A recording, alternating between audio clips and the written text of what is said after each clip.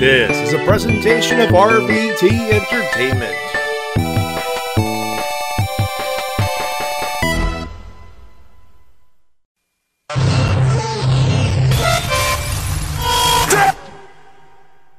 What's your name, ma'am?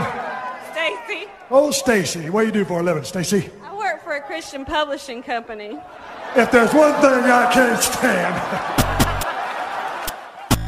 Listen up, slap nuts. Sit down, dummy, I'm talking.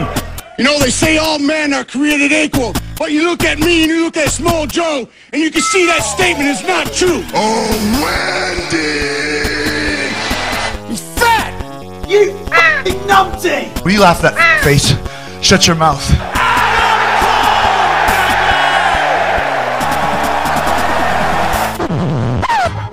The cream of the crop! Nobody does it better. Hey, hello, ladies and gentlemen, and welcome to the Wrestle Cast, presented by RVT Entertainment on the BrokenInfinite.com, Podomatic.com, YouTube.com, and wherever else we can find this fine audio recording it live on RVT Entertainment's Twitch, official Twitch.tv channel. We're talking about professional wrestling, both in the mainstream and independent scene. My name is Matty Jay, that is TWK. Look at my thighs, what do you see? Colt Cabana's bestiality.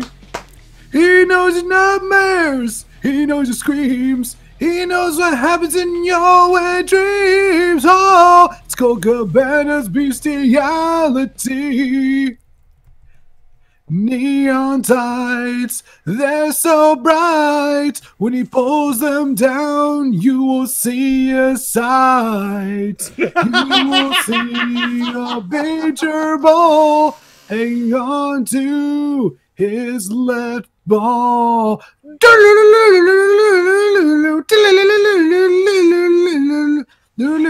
Oh, it's Colt Cabana's bestiality. Colt Cabana, yeah, Colt Cabana with Flex Cabana having a fucked up sex in the world of bestiality.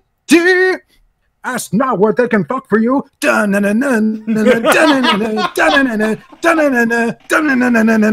The only thing we have to fear is the sex tape. You done? Well, yeah.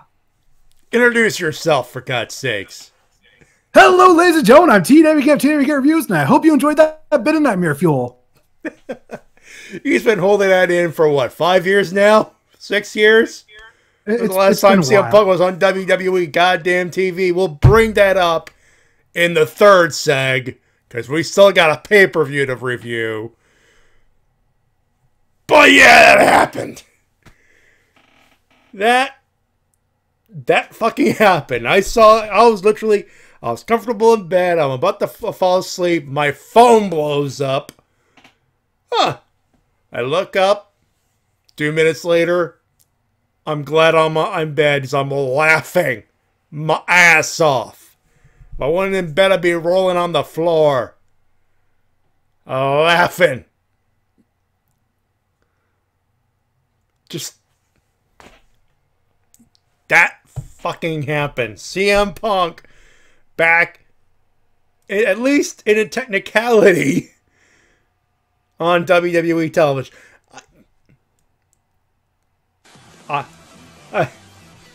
Oh, hey, well, Rev, is it that time of the month? Yeah, he has resubscribed 18 months ahead. Thank you very much, EY. Why is it that I always catch the calls one at the weekend starts? Yeah, that seems to happen a lot too. Anyway, so yeah, CM Punk happened. We'll talk about that in the third segment. We got Full Gear in our first segment, of course. We have to review that. Wonderful pay-per-view that not enough for you folks, not the folks in the chat, but the people out there, the people who are not fans of our show. We'll get to that. 100,000 buys? It definitely deserved more than that. They deserve... I hate wrestling internet. Shame. We'll get to that. You know what? I don't need to get to that. You know what? I'm going to get the shame button real quick. I'm going to ring a bell. If I can find it, that'll be much grateful. There we go. Hey, Wrestling Internet, who are like, oh, we need an alternative. Yeah. 100,000 buys? Shame. Shame. Shame. Shame. Shame. Shame. I'd hit it a third time, but we got a show to do. I will say this. It's probably doing more buys than WWE pay-per-views are doing right now. In fairness, you're not wrong. I don't think you're wrong there. I don't think that any of the people, you know, when they look at, you know, I could just buy the pay-per-view right now, or I could just get the network. So I think looking at it in that way, it's at least somewhat of a success. But yeah, it would have been nice had the TV given them a bigger bump, because you think with, like, at the very least, 800,000 viewers every week, that at least some of that would have transferred to pay-per-view buys. I get the feeling a lot of people are still gun shy on $50. I'll admit it. It was a very difficult choice to make, but I did make it. And I'm glad I did. It was softened for me because I did the old school thing of splitting the bill. Like, people forget, like, back before there were tons of networks for all these different wrestling programs. You used to have people over and everyone would split the pay-per-view bill. Yeah, if everyone agreed on getting it to put it together, to get together, it lined the bill. You put in your $10, your $15, your share of the thing. You brought over some snacks or maybe a late supper. You had yourself a good night. That's how it would be done. I think that's how it should be done, and it's a good thing that they're not doing this monthly, because I think that you'd be in trouble. I really do think that if they continue the quality they have, and they continue just everything, and they continue to not have a pay-per-view every month, and they continue to keep it seasonally, then I think that their next pay-per-view could do better. Has the potential, at least. I think if they're smart about this, yes, they're coasting on big names for now, but they're building the names. Scorpio Sky got a big win on Dynamite this week. Darby Allin's about to face off against Jon Moxley next week. They're building names, and they're starting to build their women's division. They're going to get better with age. It's you know, let's be frank here. It's not exactly the best thing, but it's not. I should probably say hi to Newman Co in the chat. Hello. But it's a case of it's only going to get better. You know, they're coasting. Yes, their world champion did turn 49 years old that weekend specifically, but they didn't burn themselves out, is what Evil Reverend brought up in the chat. It's good quality. Don't burn themselves out. Keep building stock and talent. They seem to be doing the right direction so far, and yeah. And I'll also say this: when it comes to Chris Jericho, he doesn't feel like a nostalgia act like we've seen before with other companies.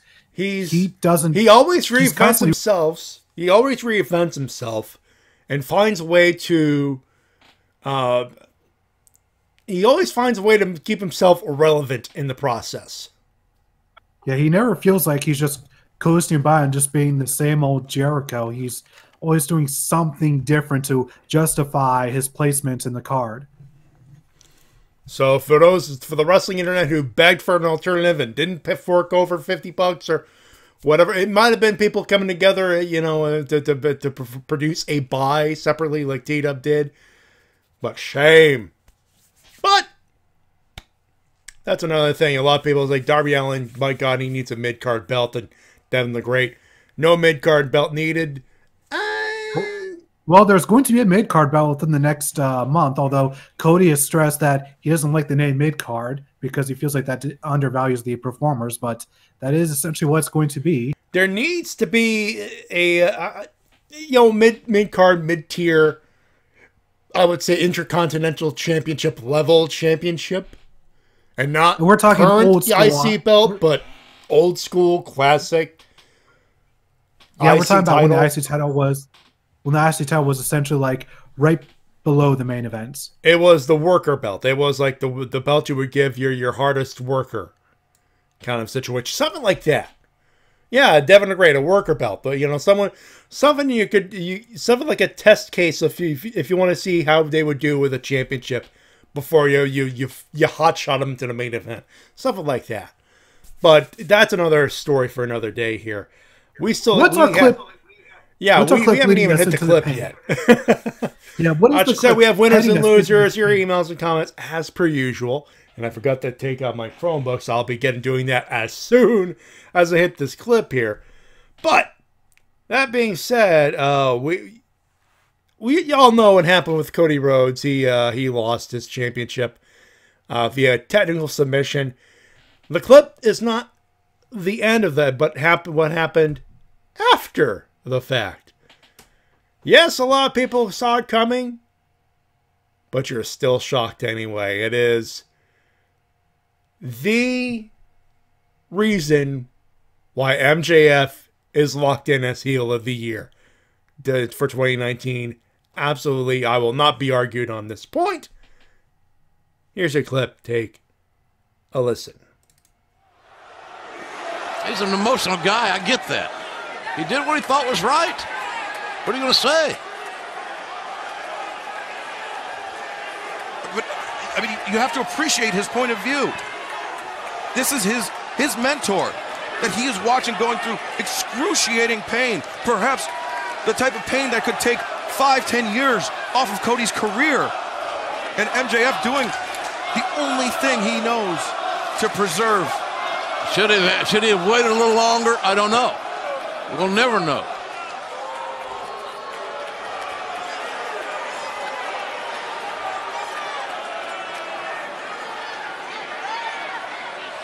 MJF saying I'm sorry. Oh! What the hell? You little bastard! What'd you do that for? I'll be damned. You have got to be kidding me. What kind of human being would do that after all that Cody has done for MJF? Human garbage. Curse your sudden but inevitable betrayal.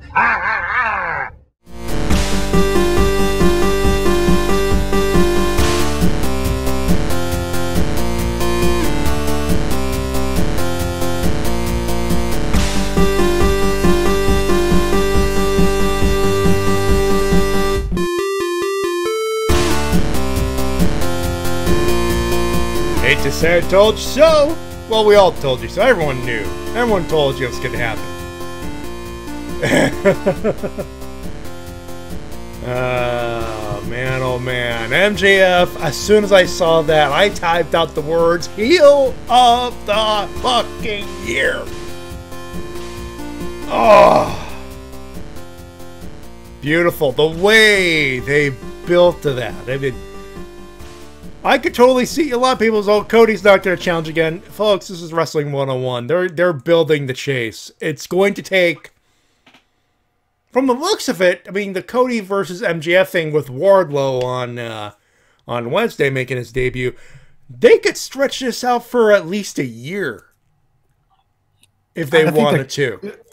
I think that it's definitely going to be at least a long time until Cody challenges for the title again, because they want to make stipulations actually matter. They want people to actually be invested in the stipulations, so that way it's not like the thing we see all the time in wrestling where it's like, oh, well, if you lose this match, you'll have to like be fired, or you won't be able to do this, you won't be able to do that, and then like a few weeks later, they're doing that thing that they said they wouldn't do anyways.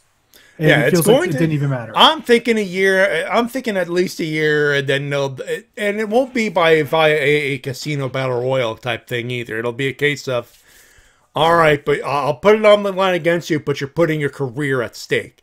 You're not allowed to wrestle, period, if you lose again. Something like that. But it's going to take at least a year. I don't think this is going to be one of those things where they're going to dump it in like 4 weeks. It's not viable. But that's another story for another day. This story begins by me saying, Full Gear AEW All Elite Wrestling, Full Gear. from the Royal Farms Arena in Baltimore, Maryland. I am not going to hit the fuck you Baltimore button. They actually were good this evening, believe it or not. No Tony Schiavone on the call. It was Golden Boy and Taz joining Excalibur for the buy-in, with Jim Ross joining Excalibur as a two-man booth for the actual show. Taz, I honestly thought Taz would have made a great third man, especially considering Tony Schiavone not being able to join in the booth as a third man. He wasn't too bad, although I personally would prefer Golden Boy. Golden Boy would have... I think they would have benefited from a third voice. Mainly because Jim Ross was all over the place up until like the last two matches. Yeah, which is becoming one glaring weakness. You would think Jim Ross would know names by now. He's just really, aside from that, he's just kind of all over the place in general with his calling. It feels like when it's just him and Excalibur. Excalibur carries the crew, obviously, and he carried the crew as well. He carried the pay-per-view with Jim Ross. But that's nitpicking. They both did a decent job.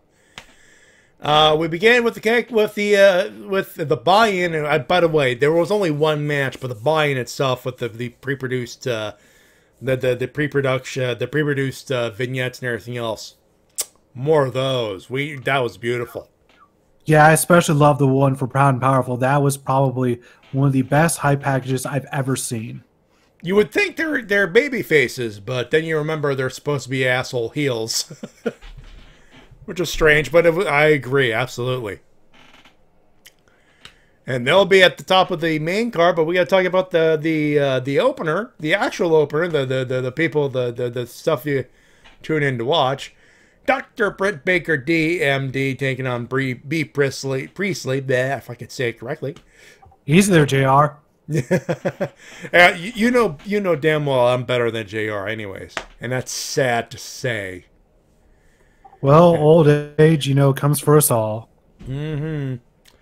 It happened to me, and one day it'll happen to you. I used to be with it, and then I'm no longer with it, and it scares the hell out of me. So it was Britt Baker. She went over, beat Priestley. It was by submission. Good opener, and the crowd's nice and warm too. That's a good crowd these tonight, two, that night. These two definitely they know each other very well, so they're able to work well with one another. And I thought we got some really good stuff produced here. And I really, one thing I really liked is how well they worked with the Britt Baker submission and just teasing it constantly up until. Yeah. One of those they know they got something with the lockjaw. Yeah, like an STF into a mandible claw. That's a genius. The only criticism I have is that sometimes Britt Baker's punches can be a bit on the soft side, but that's about. That's like the weakest part of her game. That's the weakest part of their game. That's not exactly. That's almost nitpicking levels. Although the more interesting thing is what happened after the match. Yeah, B. Priestley was left alone in the ring, and then there are 8 million ways to die. She's won. Awesome Kong. Yep, Awesome Kong being flanked by Brandy Rhodes, and they decided to beat the shit out of B. Priestley and take a cut of her hair as a trophy, which a little creepy, I gotta say. Yeah, creepy, but I think that's the intended effect here. Yes, she's taking trophies of her victims. She was given a golden knife for her sins. So yeah, it'll be interesting to see if Kong makes her way to the women's world title. Yeah, by the way, points for you in the chat, and you'll listening at home who chuckled at that. That's a nice little reference for you.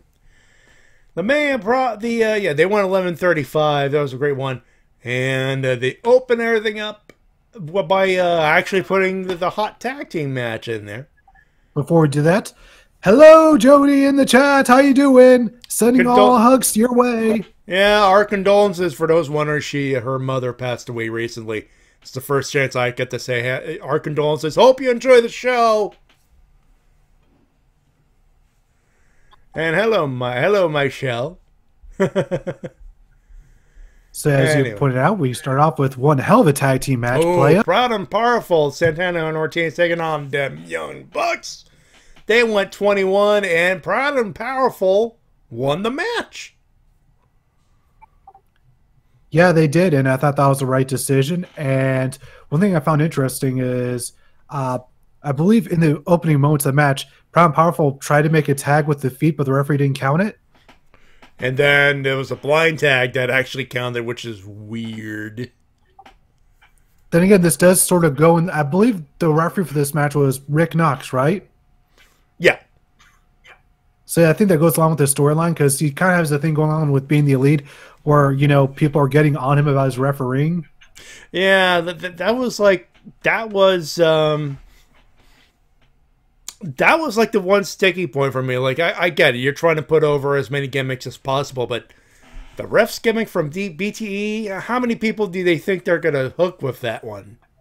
Well, they usually get at least 100,000 viewers from that, so about 10% of their viewing audience usually watches that. That's a very small percentage of people who might get that inside joke. Yeah, it's pretty clear that Ross Tweedell is not one of them, unfortunately. Yeah.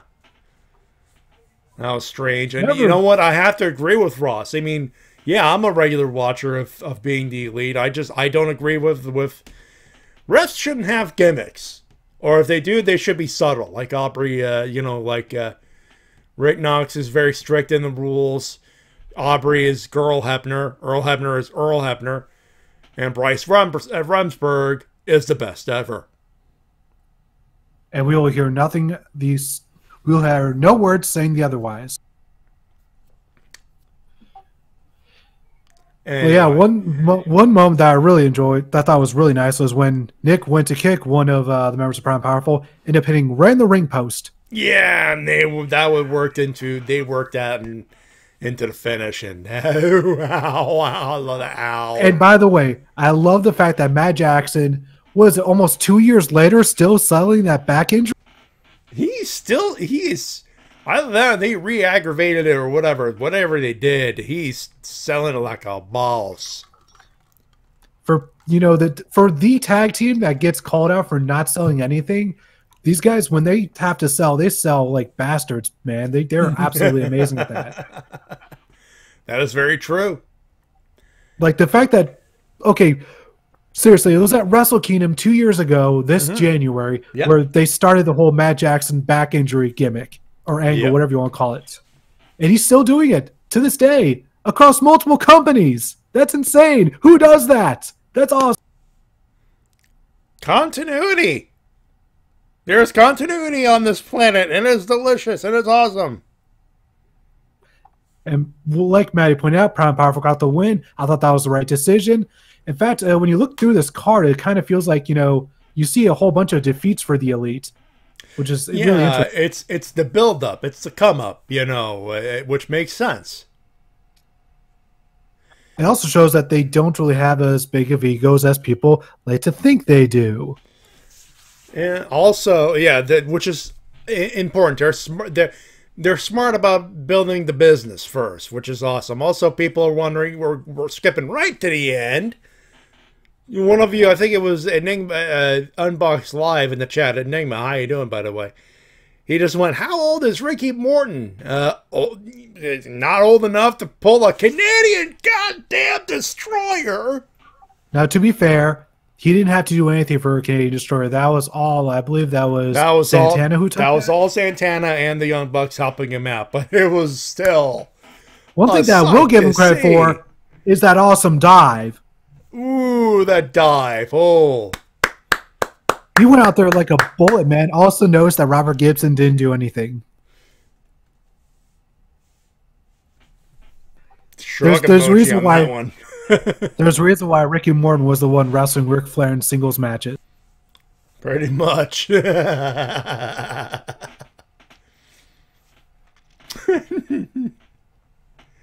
You're never too old to rock and roll. That was one of the best. That was Jim Ross's best call of the night. Yeah, that was a genuinely good one. Yeah. And something that was also genuinely good was Hangman finally defeating Pac one-on-one.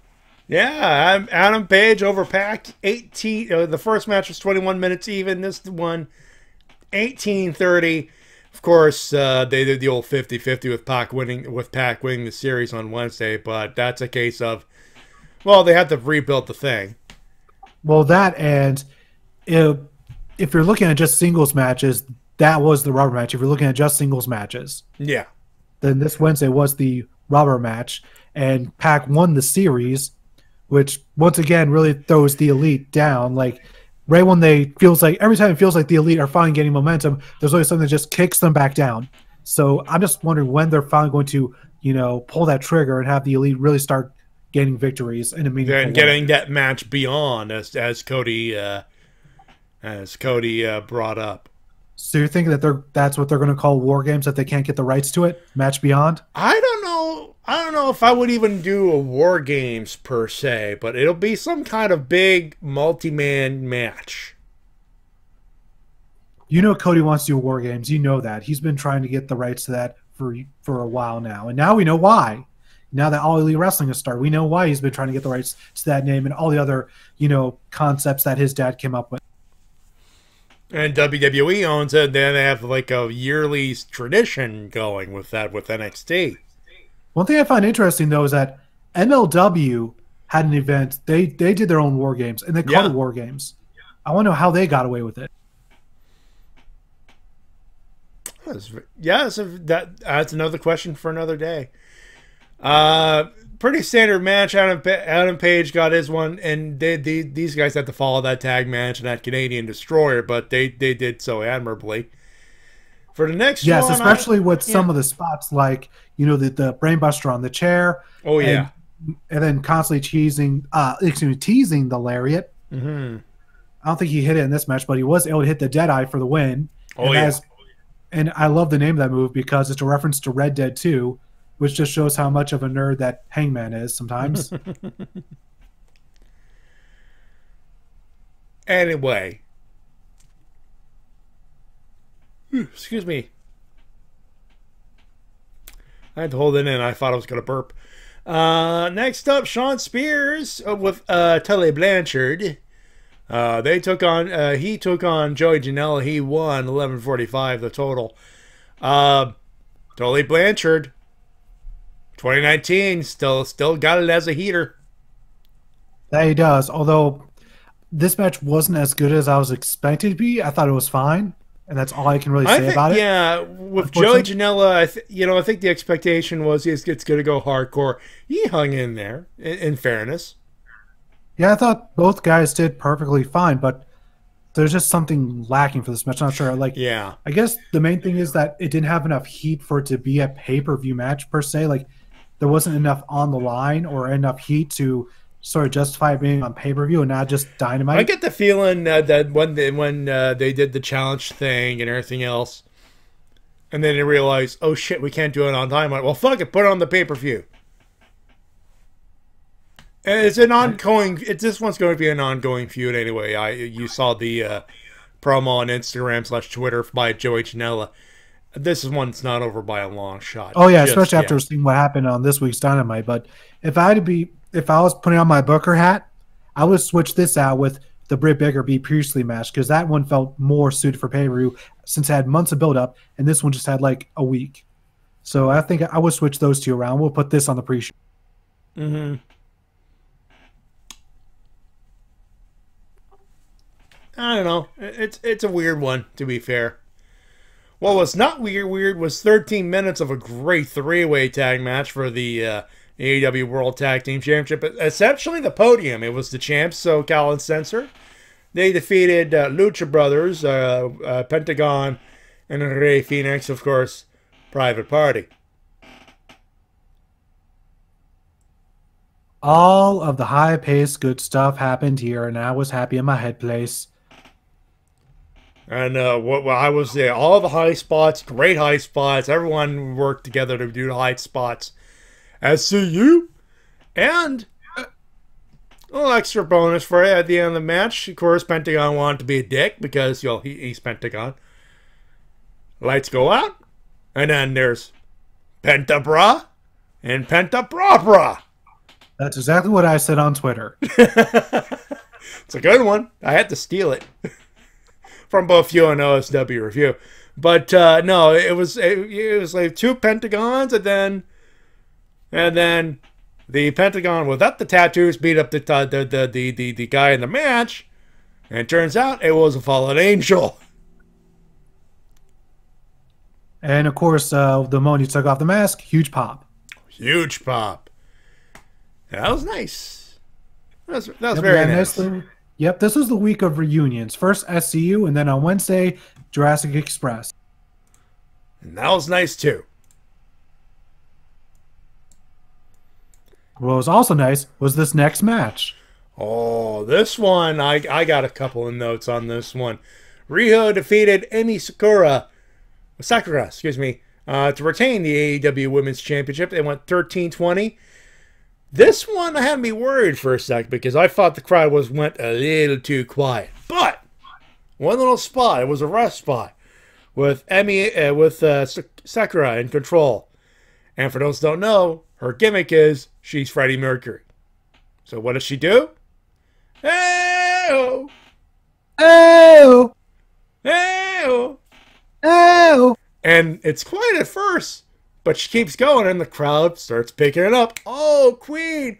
Oh. And she does the whole thing while in the spot. I'm like, that's how you get the crowd back. Right there. And they did. But that spot, they got the crowd into it and had a great finish to top off. That's why Emi's a veteran. And this is also the match that many will know where JR officially went off a ledge more than any other. Because for a solid minute, he could not get her name right. For a solid minute!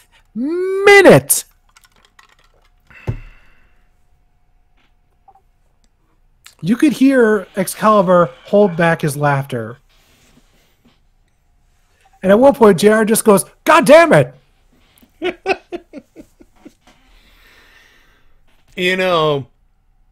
Alex Trebek, whenever they ask him when do you think you will retire, he goes, when my abilities go to a point where I'm no longer to do this show, I will stop.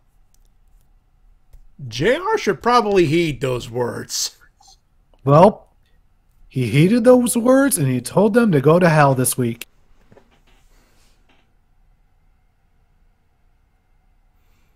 I really don't want to put Jim Ross on the worst list. I really don't.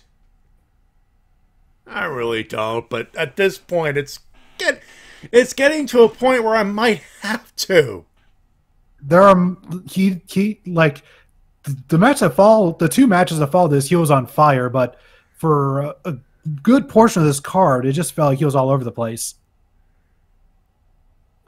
Nevertheless, we should not discount this match because these two hit it out of the park, and I was on the edge of my seat for the whole thing, especially the final 5 minutes. Like the constant roll-up exchanges leading to Riho once again proving why she is the queen of the roll-ups. and in fairness, this was a dead spot between the triple threat and the last 2 matches of the evening. But Emi Sakura and Riho worked to get the crowd back into it, so the thumb is up for both ladies. Great job. Now, the next one is a point of debate, because a lot of people think this should have gone last, this should have gone last, this should have gone last. There's a big argument, world title should go last. Technically speaking, in wrestling tradition, this was the main event. Yeah, the last match of the night was Lights Out, was unofficial. Ring of Honor did it with Cena and El Generico, for those who may not remember. So, I have no problems with this. Yeah, me neither. Like, it's not like, classic cases we've seen before with WrestleMania where the world title was mid-carding. No, this was the main event. And the last match was unofficial. It was unsanctioned. It was Lights Out. Remember when Jericho and Punk mid-carded so that Cena and Rock could main event their non-title match? That's bullshit right there. But yeah, WWE title match, personal feud in the mid-card so that way Cena and Rock could get their main event's non-title, nothing on the line match.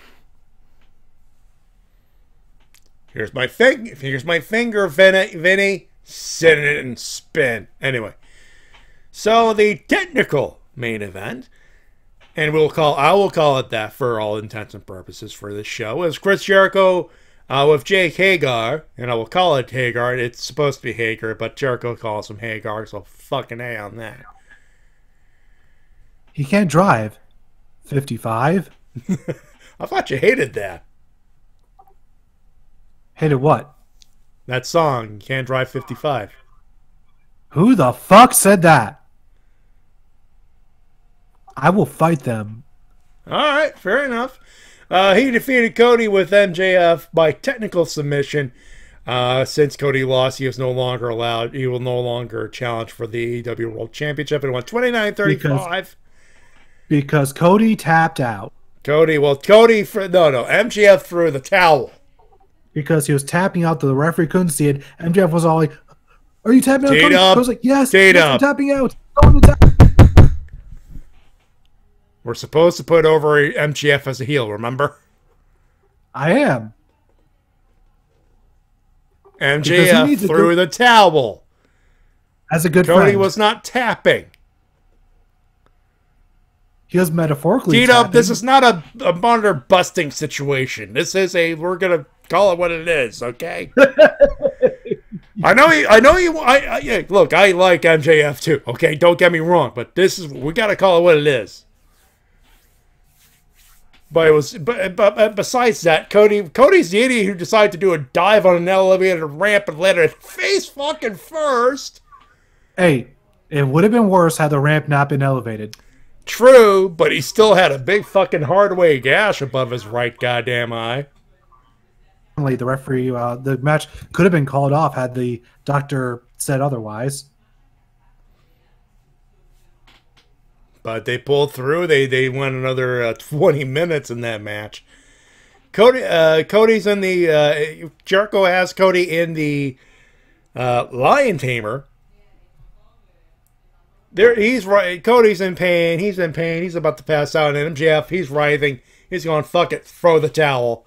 Technical submission. And then what you heard in the clip, MJF saying, I'm sorry. He gets up. Cody says, it's okay. No, it's not. And MJF's like, no, it's not. Bang! Right in the dick. Curse your sudden but inevitable betrayal. The only thing I have to commend MJF on is how good his expressions were, because he looked genuinely remorseful. He looked genuinely like he's like, oh God, I didn't want to do this, but I was like, I couldn't stand it. I couldn't stand it no more. And then people are going, no more. And then, no. Of course, crowd didn't buy it, so I'm going to kick him in the dick. Do it. Fuck him up, Cody. Fuck him up. And then, bam! Boo! And of course, MJF, satisfied grin, he's on the ramp. Someone throws a drink at him, and I'm like, normally, it was a plant. Yeah, it was a plant. It was a planted wrestler. It was an indie wrestler. So, yeah, it was a plant. But, if it wasn't, normally I would go, don't throw shit at the wrestlers, but A, good aim, B, you just add a little bit of seasoning to make that perfect.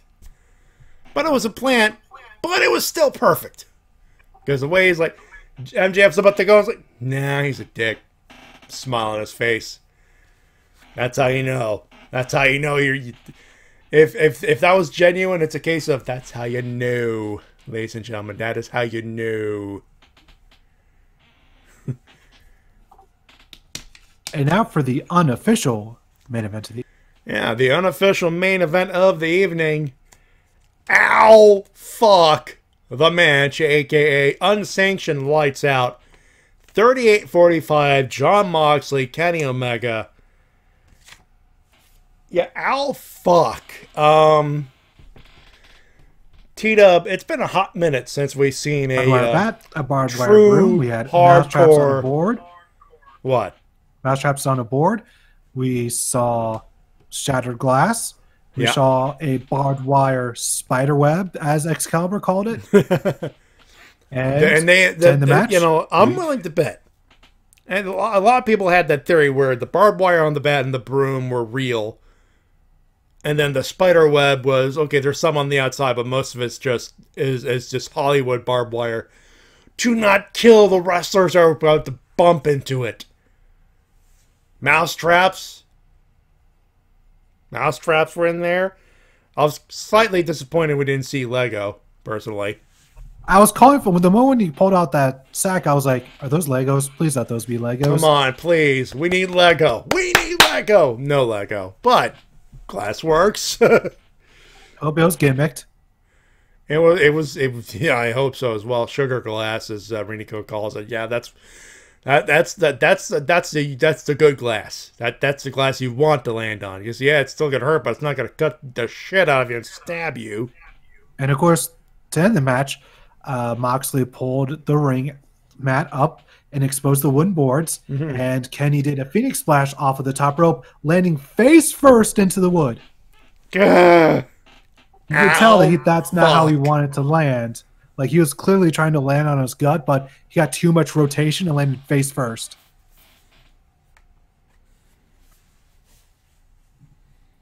And then the elevated Death Rider onto the wooden planks for the win for Moxley.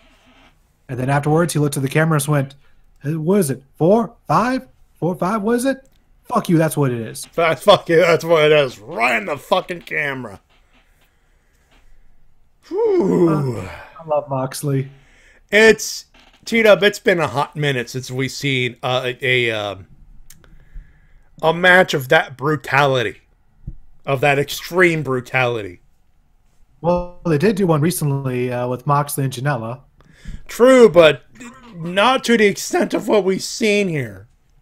I will say, after seeing Kenny's back earlier this week, that did look brutal. That was rough to watch. Kenny's got some scabs on his back. Look nasty. Oh yeah, he's got the painted black eye. Thank you, makeup department, on that. But what a way to end it. 30, yeah. I also love Renee Young's. Oh yeah, the Twitters, yeah. Hello, hi. No, I don't like this. Well, that's the kind of stuff your husband likes to do when he's got the ability to do so. Yep. That's where he likes to feel at home. I wouldn't be surprised if at least half the stuff in this match was his idea. He did cut a good promo giving Kenny props on Wednesday. Oh, that was nice. Yeah, because like I said last week, there's a layer of respect between these two underneath their lust for blood. And that was proven this week on Dynamite, where he then asked anyone and everyone to come out and confront him, anyone at all. And then later on the night, we heard that person accept his challenge, and that was, of course, Darby Allin. That's got to be something. So I think it's now time to rate this show. Yeah, I don't know if I want to give this a full 5, honestly, but I'll let you go first.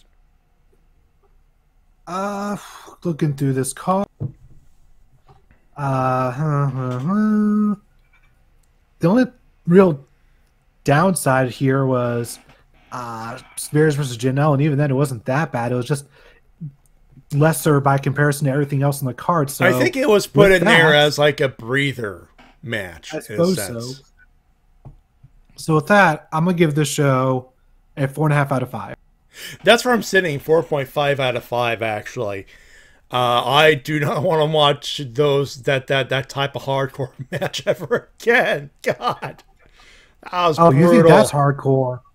You think that's hardcore? Wait till you see a CCW death match where someone gets thrown off of a roof through tables and glass tubes. Cage of Death is coming up this in the next couple of weeks, in case you haven't noticed. Cage of Death! Cage of Death! Cage of Death! By the way, props to CCW for promoting that after this match. Yeah, I saw that. They're like, oh, if you enjoy that, wait till you see something really hardcore. Hey, you call that hardcore? Hold our beverage. Hold. Jesus! You think that's hardcore? Hold my weed whacker. No, you think that's hardcore? Hold our lake tubes. Anyway, so I believe we shall take care of the business at hand and say it's time for your emails and comments of the week. You can send them at thewrestlecast@gmail.com. Just one again this week, but hey, may as well be our favorite buddy over there. You know who it is, Tita. It is the man from France, French.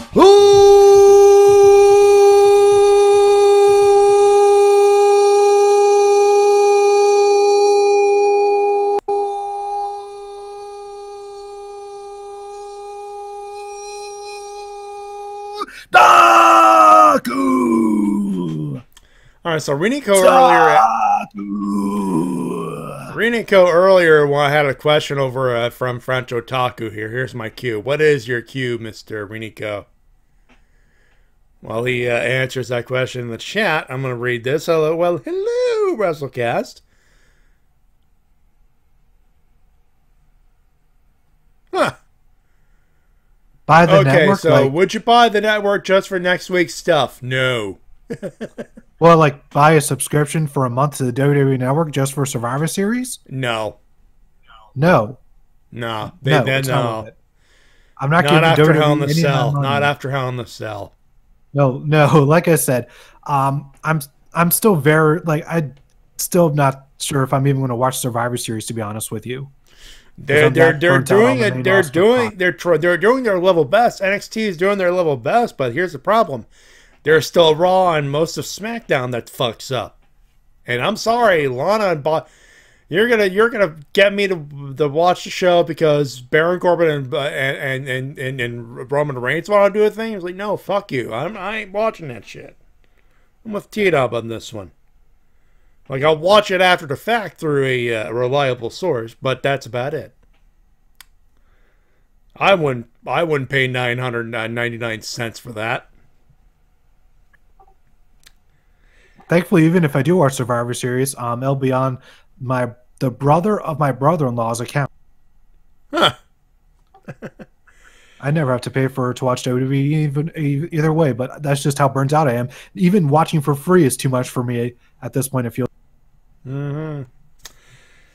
Talking about a week of good wrestling, says French Otaku for AEW and NXT. Ashamed of the ratings and the sales of the pay-per-view. More on that later. As far as the main roster,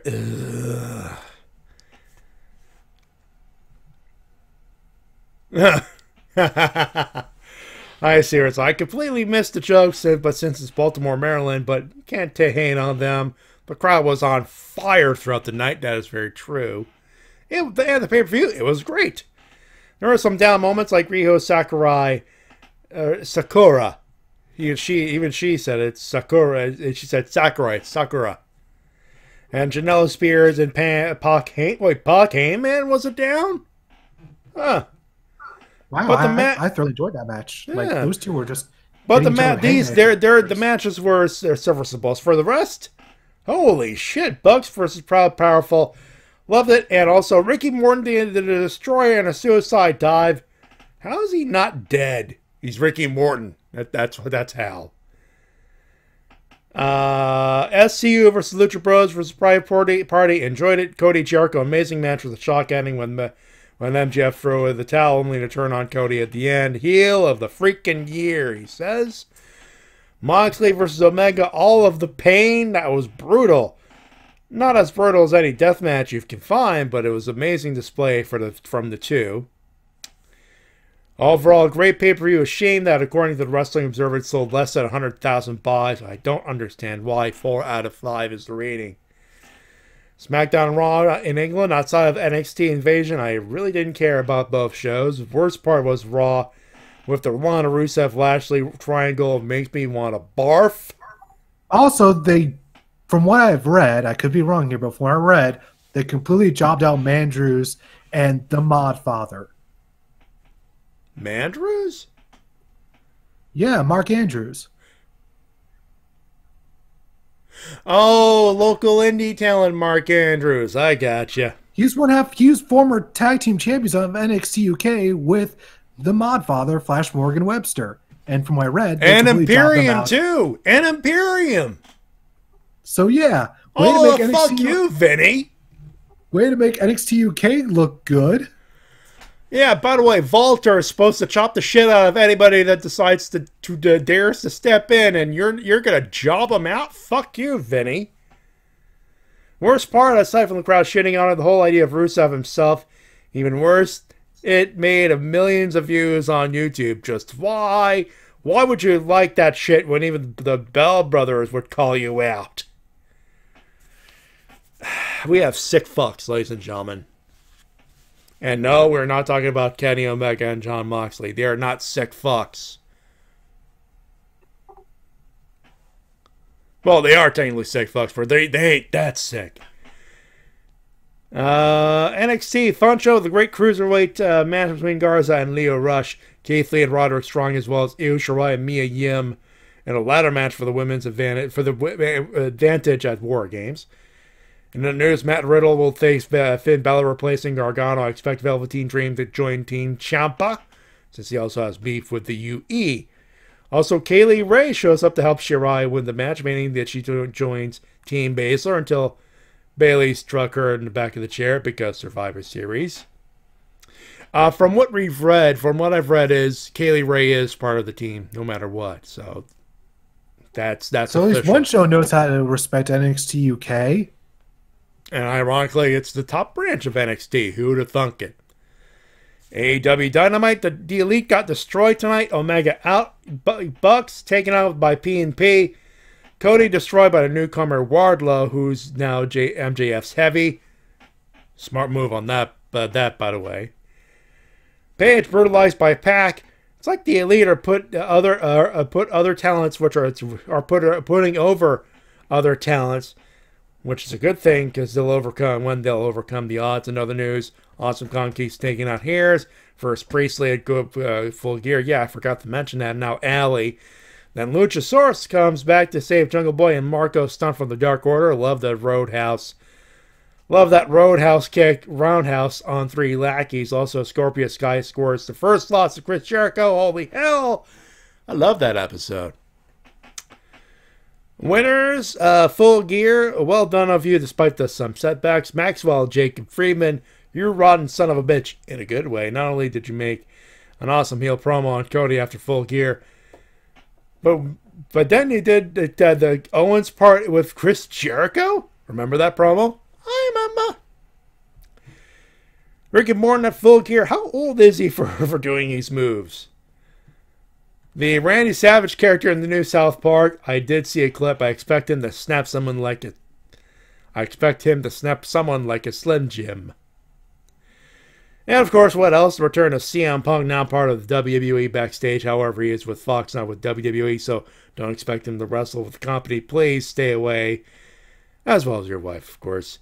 Losers, Aaliyah and Mia Yim both being injured during this week's episode of NXT. On a better note, Mia did have some cheers and got greeted by Keith Lee, her real-life boyfriend. Hope both of you are okay. The sales of Full Gear, a shame, since the show was awesome. ACH is a loser for quitting WB with that awful and racist t-shirt. What did you expect, ACH? Ask Pop with his old t-shirt that says Neville King of the Cruiserweight. Sin Cara leaving WWE since he's pretty much in limbo after her short partnership. His short partnership with Catalina. If he manages to escape from his contract, my guess is he'll go to Mexico with AAA or CMLL. The Rusev Lana Lashley feud that keeps going. Please end. And from what I've read, they've just done the same thing every single week for like the past 2 months. It's literally Lana comes out, Rusev begs, Bobby, Lashley beats up Rusev, we puke, the end. It seems to be the formula they go with every single week with no advancement whatsoever. It's bullshit. It's horse shit. And why do you people watch this shit?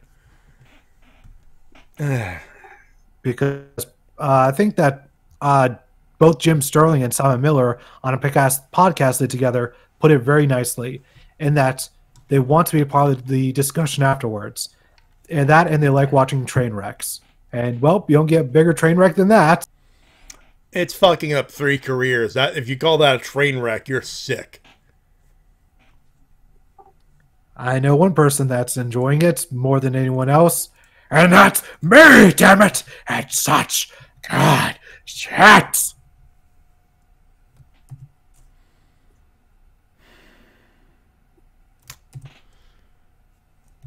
There's a button I need to hit here. I'm trying to find... There we go. No, hold on.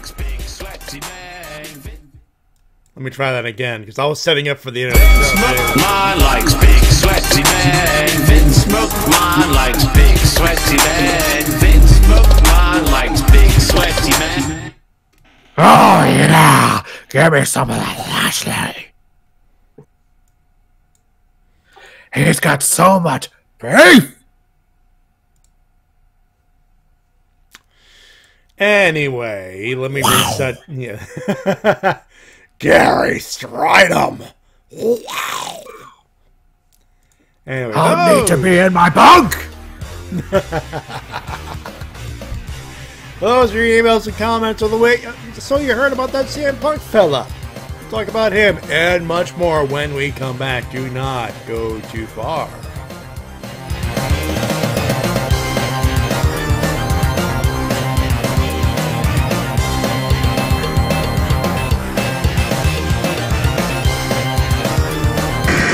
And now a word from our sponsors.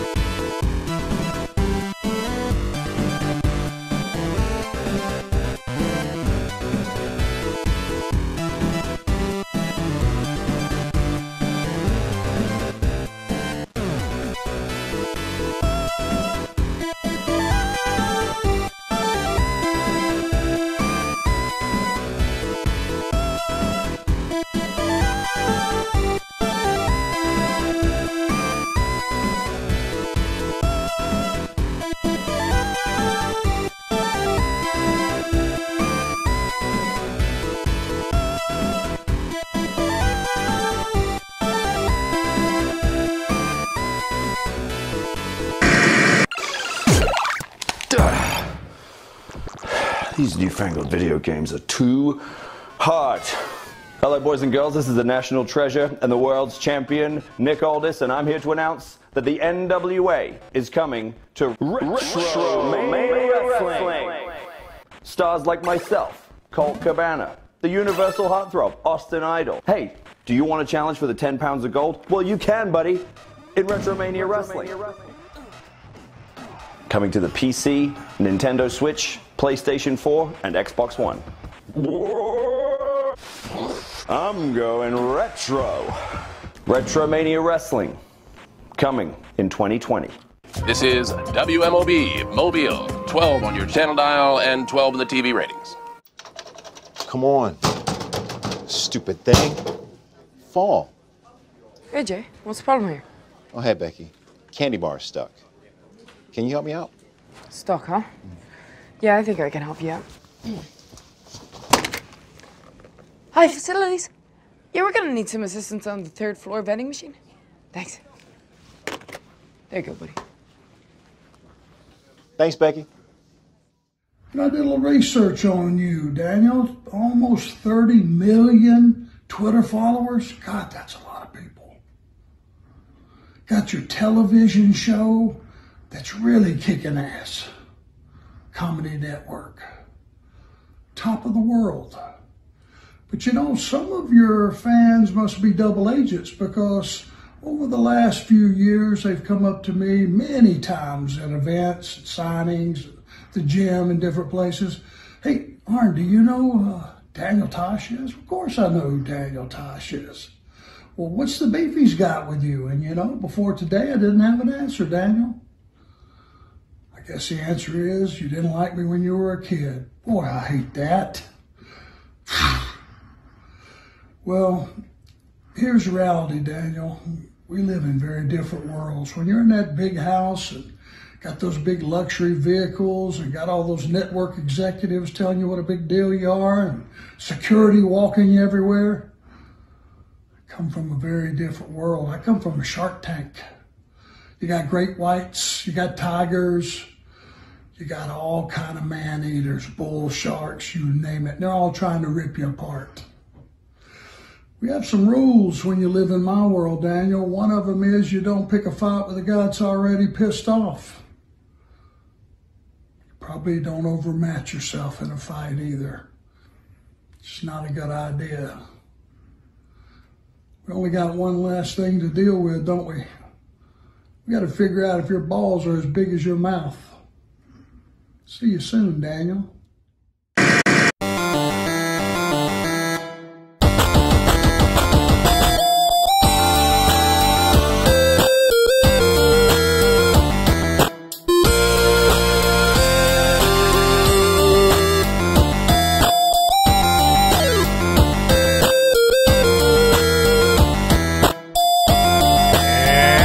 On the Wrestle Cast, RMET Entertainment Production, BarcadeFA.com, Podomac.com, iTunes, podcasting places. I forgot that it's the second half. That's the third second need to work. We're on YouTube anyway.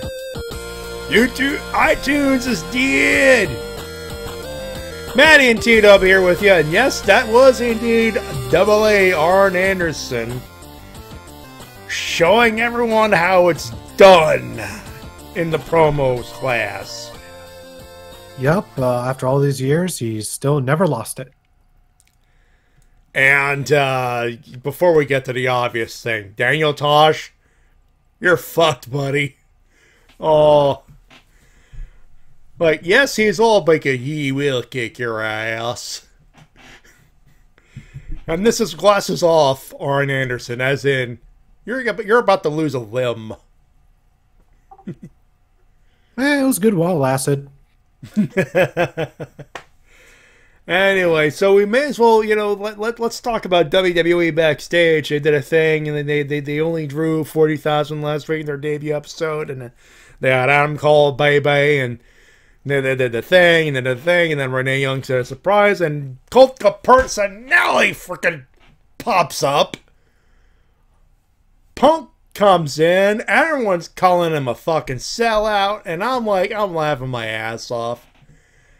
Because I know this guy's like, dude, dump truck full of money.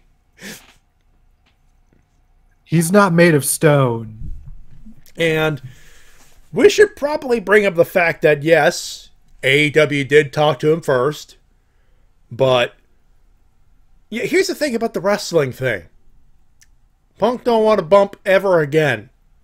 It really feels that way, because I feel like that's like the only thing that he would, that's what they would sign him to wrestle, even sporadically, but it seems like he just does not want to wrestle at the moment. He really doesn't, which is why he took this deal with Fox. And for those wondering, this is a deal with Fox, not WWE, though WWE did give the blessing to do so. Punk is strictly a Fox. He is a Fox television employee, technically. He's there. He'll come up next week probably in the previewing of Survivor Series and being an analyst and everything else. And after that, pay me. That's it. He's done. He's going right back, and then he'll come in every once in a while, talk shit, and he'll be paid for it. That's it. But if you read between the lines and start thinking about it, this is a third-party situation. This happened. Very similar things happened with Sting, Ultimate Warrior, Goldberg, and those are just 3 names I could bring up right off the top of my head.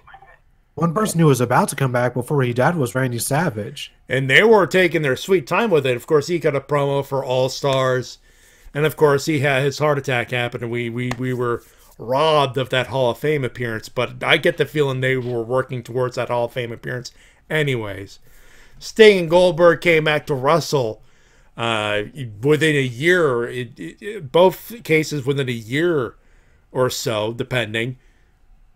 And they wrestled their final matches in the Fed. So,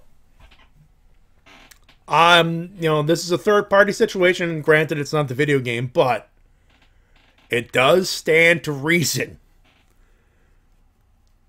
to expect a WWE return for CM Punk. But that's a whole lot of burnt bridge.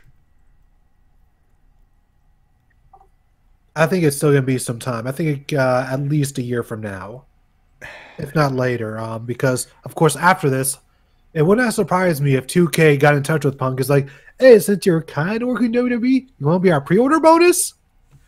Pre-order WWE 2K21 now and play as 2009 and 2015 CM Punk. I mean, that seems to be the logical progression. But to me, I'm with you. It's going to take more than a year to get him back in a ring. Much less WWE's. I mean, been there, done that, got burnt by Vinnie Mac. And not to mention Triple H still knows how to hold a grudge. He said it wasn't special, Daddy. I don't like that.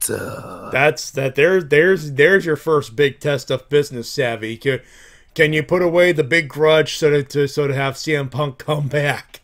Or hey, maybe build around that little situations where, hey, Triple H says, hey, you're back, but you're facing me, fucko. We're supposed to fight at 30, we're fighting at 30, whatever. And I'm going over this time again because I am the game and I'm that damn good. And then Punk hangs up, goes, fuck this shit, I'm out. Did I say something wrong? God damn it, Paul! He was supposed to go over. I do that? He was supposed to beat you, dumbass. But I hold on, I got a text. But wait a minute, what do you mean he fucking quit? He quit Fox? Paul. Speaking of quitting, Sin Cara asked for his release this week. Among other things. Yeah, the Hunico, the guy under the Sin Cara mask, specifically speaking, asked for his release. I mean, it's hard to blame him after, barely being on TV, and when he is on TV, all he does is lose. Oh my God. By the way, breaking news, some brave people are hacking into 2K's Facebook and Twitters. Oh Lord, and this one's going balls deep. Hold on. I'm gonna need a link to we can't put it on page because there are some imagery that will trigger people, aka Chris Benoit, but I need to check it for myself. Sorry, T-Dub. I didn't mean to break the train of thought there, but this literally, oh my God. And ladies and gentlemen, this triggered the full quartet. So yeah, breaking news: there will be a full quartet on the monastery on Sunday night. I'm not seeing anything on the WWE Games Twitter. WWE 2K, maybe? I don't know. Let's find out. I've been checking the WWE Games Twitter all night. Oh my god! Okay. Facebook, WWE 2K. You cannot miss it. Oh, on Facebook. Okay, I was on the Twitter.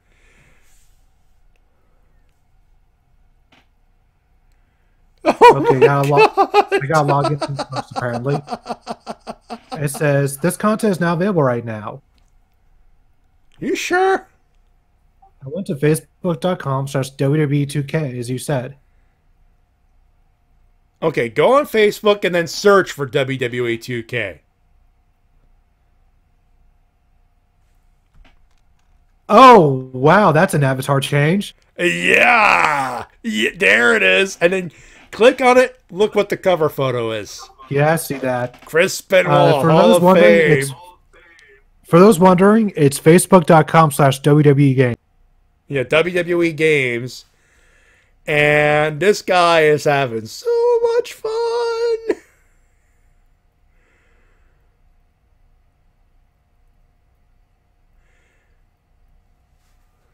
So yeah, getting back to the news, if I could be serious for a moment. Yeah, this literally happened 27 minutes ago. Yeah, that's an interesting little development. Now, if I can be serious for a minute. Yeah, we can be serious for a minute. Let's talk about ACH. Yes. So Sin Cara, and I think that's Super and ACH. Sin Cara, yeah, we should talk about Sin Cara. Yeah, Sin Cara asked for his release in a very gracious way. Super ACH went the opposite. And I can definitely see why Super ACH went in that direction, because every time you see somebody try to go out the graceful way, what happens? What happens? 6 months, 6 more months, back in the line, pal. I think Super ACH was thinking, you know what? I may as well go balls out, because what the fuck are they going to do to me? You know what? I don't have the specific Dave Chappelle, but it's like, why? Because fuck them. That's why. Yeah, because at this point, was Super ACH got to let loose in WWE? Like, and at worst, he has to set out a full year. And to him, it's like big fucking whoop.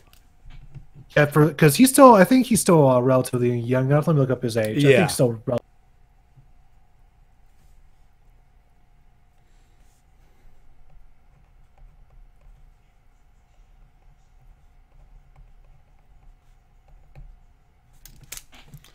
He is 31, which yeah, he could take it. He could take up a heel up, take a couple of he could take a couple of months off, heel off.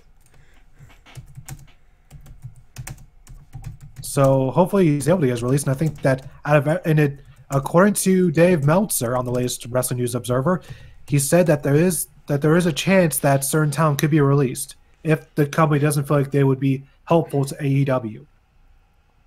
And that's the strategy. They don't want to help AEW at all. And at this point, you're burying you're digging deeper and deeper, Vinny. That's what you're doing.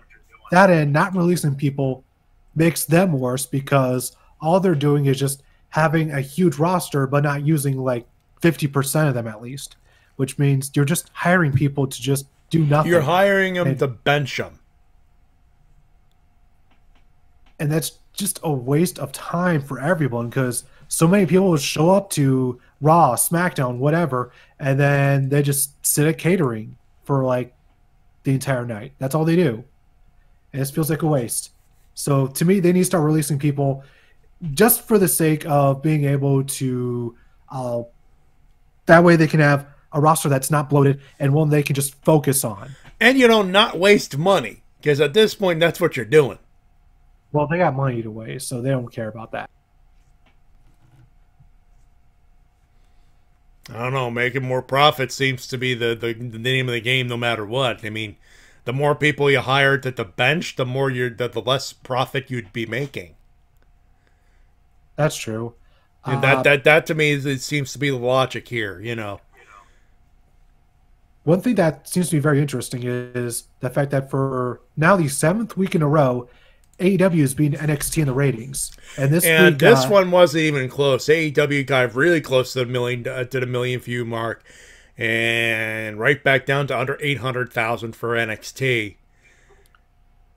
See, I guess that that whole NXT Invasion thing was just a 1 week ratings bump. It seems it was a pop for the ratings, and they could have followed it up, but that's what happens when you get shitty Raw and shitty SmackDown. Yeah, that's what it is. People could say it's the demographics. No, it's having a shit 3 hours of Raw for 3 hours on Monday, and a slightly less shit, but still shit 2 hours on Friday. That's a lot of goodwill gone. Yeah, and I think that one of the reasons NXT is not doing that good is because it is still associated with WWE, and so a lot of casual fans just look at it and just go, okay, is that really going to be that much better? Because because of all the bad will from Raw and SmackDown, they're not even willing to give NXT a chance, which to me is a shame because they do put on some quality stuff, including this week. We had Mia Yim versus Io Shirai in one hell of a ladder match where Mia Yim took not one, but 2 insane bumps. First, a ladder to the face, busting her open. And then secondly, when Kaylee Ray came out and pushed the ladder over, sending Mia Yim through the ladder, which looked pretty gnarly. Yeah, that bump Mia Yim took, God damn, you are a boss for doing that. And yeah, the crowd was super receptive to that, and I really liked Kaylee Ray's interference because I did not see that coming. I, like many people, was thinking, "Oh, is this where Dakota Kai is going to turn heel? Is that what they're going to do?" Because all these bodies are constantly laid out backstage, so it's like, "Oh, like that's got to be Dakota Kai, right?" But no, it turned out Kaylee Ray. She's the one who just been kicking all the ass, and then just ended up taking out everyone in the main events and helping Io Shirai win. So, yeah, nice twist there. I didn't see that coming. Yeah, Mia Yim and Newman Co. in the chat agreed. Mia is indeed a total beast. Which was my opinion of her for the longest time. I'm glad everyone else has finally crossed the finish line. One thing I want to talk about with Impact is the now new rivalry between Trey Miguel and Ace Austin. Trey Miguel, member of the Rascals, recently became the number 1 contender for Ace Austin's X Division title. There's an X in both of them, so I apologize. I pulled a Jim Ross. So after Trey won, his mother was in the crowd. He had a nice moment with her. It was nice and heartwarming. And then Ace Austin gave her a look, and it's like, oh no, what are you doing, Ace? You pervy bastard! Oh no. Because Ace Austin's gimmick is he is a pervy bastard. That's a shtick. That's not good. Imagine Bobby Lashley done right. Because unlike Lashley, Ace Austin gets his comeuppance every now and again. Yeah, but the Bobby Lashley triangle thing still is shit even done right. Let's be honest here. I think that if done right, it could have been good, but no, it's done poorly because it's just the same thing every week. Whereas with Ace Austin, every now and again he gets his comeuppance for his sleazy ways. And speaking of sleazy, WWE apparently edited out the crowd noise once again, just like they did for Roman Reigns. Oh, those fuckers. Do they never learn? Of course they don't. Vince McMahon's an old man. He doesn't give a shit. They edited the crowd noise for Rollins, which was a mixed reaction on the tape, but that was full-on goddamn boos from Manchester. The Lana Triangle got booed at the goddamn building. And you could tell by the myriad of Twitter videos that came out the day of taping. Yeah, people were definitely not shy of recording their reactions to let everyone know, hey, no, this is what really happened. This is the real reaction, not the stuff that they edited out going on TV where they put in the fake boos and the seagull pops, as people have known to call them. Mm-hmm. For those wondering, the seagull pops are the canned cheers because they all sound like seagulls. And you can never unhear that now, knowing that. Wait, they edited out the boos from the Kabuki. They edited out the boos with the Kabuki Warriors, but everyone still loves the Kabuki Warriors. I think what he may be talking about is maybe the Kabuki Warriors got cheered and they edited him out to make him seem booed. I think that's what Newman code meant. Yeah. Wouldn't surprise me because, UK likes to cheer whoever they want to as long as they're a good performer. Also, one thing I've noticed is the fact that getting the wrong reactions seems to be a WWE only problem, really. When you look at other promotions like Impact, AEW, New Japan, and other independent companies, they don't have this problem. It's only WWE. Jericho, he was on Jay and Dan on TSN the other day, and he had a perfect way. Nothing, because if you overthink, you overprocess, and it feels sterile, and I think that's what it is. Everybody else is like, yes, there's some writing, but it's generally left up to the performers to perform, and if something goes off the rails, we will edit it on the fly, kind of a situation. WWE overproduces every goddamn thing now. Yeah, people have been saying that for ages, where it feels like nothing feels organic, everything feels corporate, everything feels micromanaged down to the letter. And anything that is organically produced is processed eventually to a point where it's back in the goddamn line. Becky Lynch is a solid example here. I think she's the only survivor of that sort of thing at the moment. She's the only person who really is at the main top level where she's still maintaining that same reaction, which is a miracle. Yeah. Anything genuine is processed, and right now, her being processed is just tough. It's like that one piece of chewing gum, that refuses to be processed. Anyway. So, moving on, I finally watched NWA Power this week.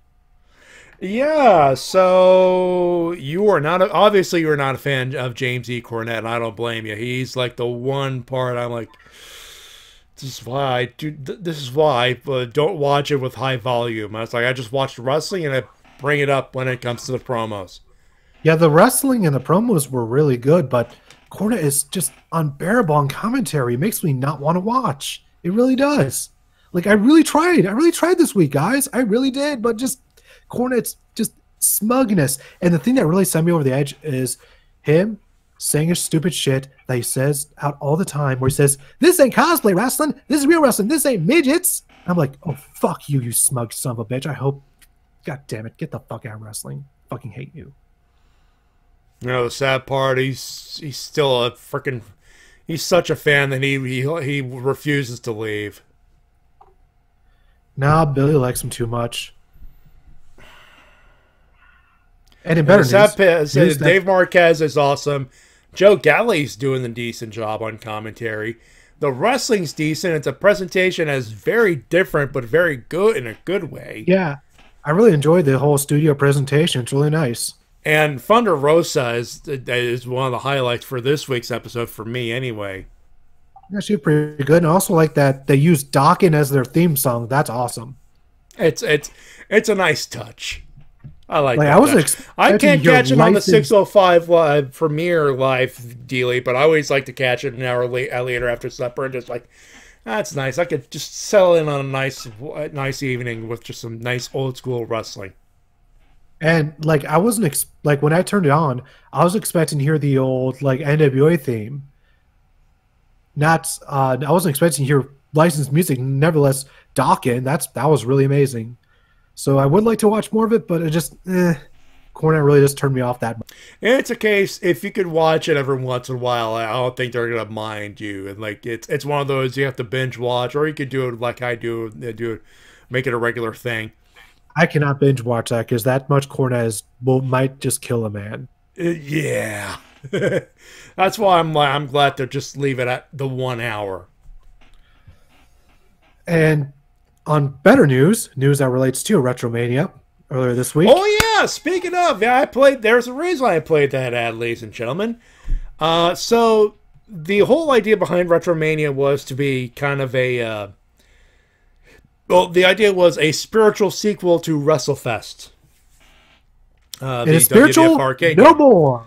No more. Essentially, the people at WrestleFest went, no, go ahead. You're the sequel.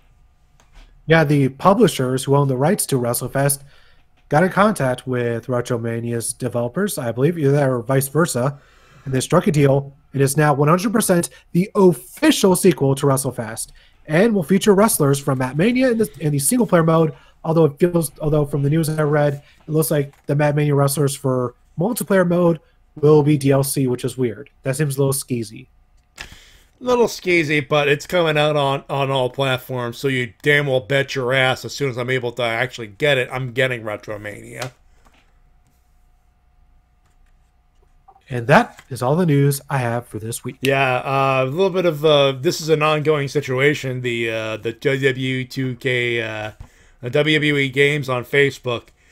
Apparently, they got someone in there trying to fix everything back, but the guy he's still plugging away. Yeah, he just posted courtesy of the shades. Courtesy of the shades, by the way. He's on the monastery Discord. And I'm reading this up. I'm like, this is glorious. Go ahead, Tito. I'm sorry.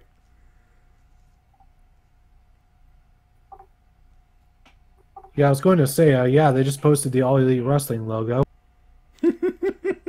1 minute ago, actually. As a matter of fact, yeah. Oh my God, this is glorious. Oh, I can't wait to come in at the monastery when that pops up. I'm like, it's gonna make me happy and my head plays. Let's do some winners and some losers there, T-Dub. Let's see, my loser this week goes to WWE for burying the UK talent. They deserve better than this, and you know it. Mm-hmm. Rusev, Lana, and Bobby Lashley, they are... Oh. Remember when Bobby Lashley popped up a couple years ago and he was like an all-out badass and we were thinking, Lashley versus Lesnar is going to happen. Yeah, not anymore. Yeah, I remember we thought Lashley was going to be like the next big time thing in WWE because he was kicking ass on Impact, and then he came in and just sort of treaded water, and now he's doing this. This is just, ugh, what a downfall. What a fall from grace. Not going to lie, Lashley might wind up on the worst list at the end of the year. Losers, WWE, for all the same reasons you brought up. And the way they're handling the ACH thing, good lord, guys. Cut bait. And, of course, WWE 2K on Facebook.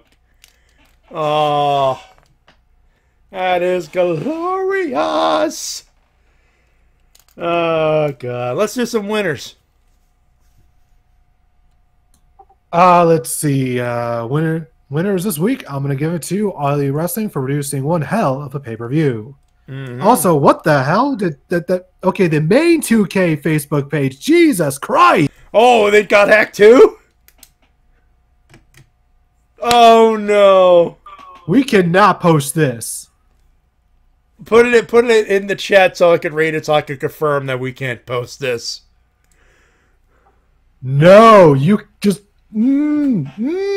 Oh, there's some N-words, isn't there? Oh, good lord! I could, yeah. Let's see here. Yeah. Oh.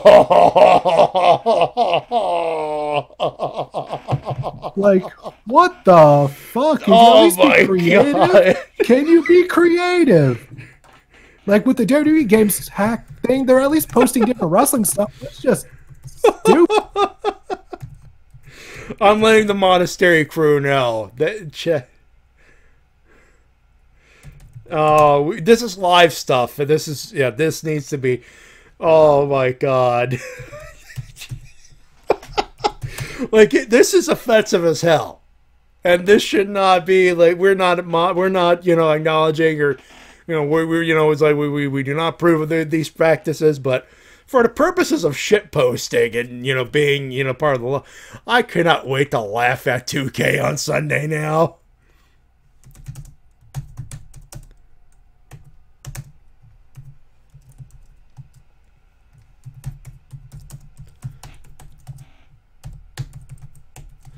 I just let them know. Give them a few minutes. Oh my god. Oh my. Wow. This is a cluster fucking happening. Oh god, I haven't let. Oh god. I'm almost tempted to get a VC going. Anyway, we gotta move on. I gotta do my winners too, don't I? Kenny and Moxley for that. I mean, no matter how I feel, goddamn, those bodies must be sore. Full Gear AEW, obvious reasons. Arn Anderson, that promo, and I was on the fence with ACH at the beginning at the start of the night because I'm like, yes, quit. But at the same time, I was like, you are so unprofessional. Like maybe it's just me because I'm technically in a job search right now, and I'm like, do I want to give ACH a winner? And I'm like, you know what? Fuck it, give him to him. The way they're treating him, they don't deserve him. Oh, they're taking their account back. 2K's taking their accounts back. They already changed the profile picture, but the AEW logo still stands at the moment. Give it a minute. It was a nice 10 minutes while it lasted. I'm having flashbacks to Toonami. You know that particular night. SAO. The show is so bad, not even the network wants to show it. Yeah, one could say it was one of those things. It was so bad it crashed. For those who do not know, that we were watching Toonami, Adult Swim. They were showing Sword Art Online. Alicization, technically. It was that episode. It was one episode, and then we were watching the episode as normal, making fun of it, and then it stopped, and we thought, "Oh wait, it's our cable provider." No. Thing goes to break. Oh shit. The episode crashed. They go to break 2 minutes later. Hey, back to Sword Art Online. Still, it's stuck at the same frame. Laughter was had for the rest of the evening. And, oh god. Anyway, TWK got a new video. I mean, talking about the THQ Hockey games. Yep, talked about the classic 8K wrestling games, and to me, what made them so special in the world of wrestling video games. And they were awesome. Although the view count is not doing nearly as well as my 2K20 review, not even close, unfortunately. Hopefully, the next review will do much better, because that one is going to there's going to be pain involved with the next review. Ouch. It is one of the worst wrestling games of all time, I guess. One could say this is the worst game I've ever been in. SCU? Well, no, I've never been in this game. Never been in a game, period. But I know what you're doing with that. Thank you. Thank you for going along. The spirit of the joke is there, I think was what we're trying to say. If you want to see the TWK's newest video the newest video early, or whatever you want to do, patreon.com/TWK Reviews. Of course, I got my tip jar, PayPal.me/MattyJ316. Shirts, streamlabs.com/RVT Entertainment/merch. We have shirts, mugs, and all that good stuff. Buy the merch. Emails, thewrestlecast@gmail.com. That's where you send them, of course. You can follow us on Twitter @MattyJ316 and of course at TWK Official. Of course, I'm on Instagram as well @MattyJ316. And all that good stuff. And we're back. I think we're previewing Survivor Series next week, if I'm not mistaken. Or at least talking about it. Meh. We'll see what's going on. All right. That being said, thank you very much for tuning in. Oh, go ahead. Hey, what's going on? Okay, 4 non-blondes. Well, I am literally a non-blonde, so it fits. There you go. That's going to do it, ladies and gentlemen. Thank you very much for tuning in and all that good stuff. On behalf of my good buddy TWK. Until next time, this is TWK Reviews telling you to work it gimmick. My name is Matty Jay, reminding you to help professional wrestling support your independent promotion as soon as possible. Thank you very much for tuning in. Now go watch TWK's video. Bump up those numbers a little bit. Have a good one. Have a safe one. We'll talk to you next week. Bye, everybody. Bye!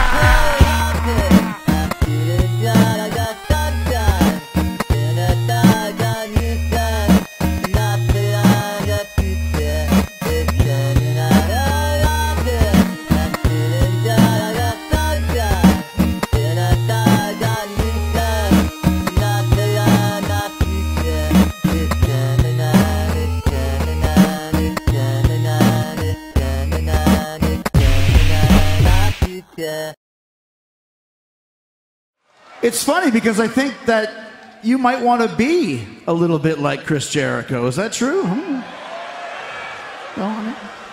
Think about it. We're both from Long Island. Both have 3-letter nicknames. Both love scarves. Funny guys. Crushingly handsome. It's almost like your parents got horny while they were watching me beat up Juventud Guerrera 25 years ago on WCW Saturday Night. And 9 months later, your little twerp ass popped out. I have to laugh. Who the hell is Hoovy? Google it, baby. Google it.